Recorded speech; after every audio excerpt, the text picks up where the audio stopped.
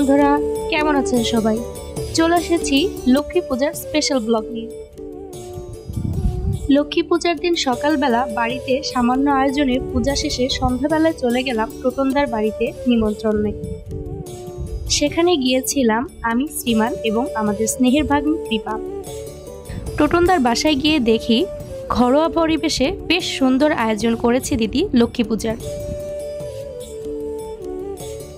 সেখানে গিয়ে তো দেখি বিশাল আয়োজন। সেখানে আমরা তিনজন ছাড়াও আরো অনেক অতিথিরা আমন্ত্রিত ছিল এবং সেখানে মা লক্ষ্মী যে প্রতিমাটা পূজা করা হয়েছিল অত্যন্ত সুন্দর প্রতিমা ছিল।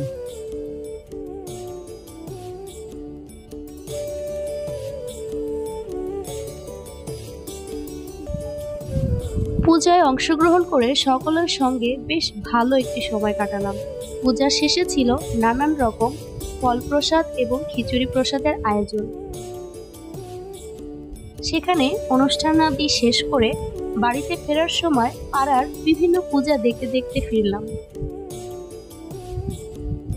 পাড়ার পুজোগুলো কিন্তু বেশ সুন্দর প্রতিমা দিয়ে সুন্দরভাবে করা হয়েছে। আমরা প্রথমে গিয়েছিলাম আমাদের এলাকার হরিসভা মন্দির প্রাঙ্গণের পূজায়, তারপরে গিয়েছিলাম আমাদের পাশেই বরদেশ্বরী কালীমাতা মন্দিরে আয়োজিত লক্ষ্মী পূজায়, এরপরে সবশেষে গিয়েছিলাম নন্দীপাড়া 1 নম্বর রোডে এক বাড়ির পূজায় অংশগ্রহণ করতে।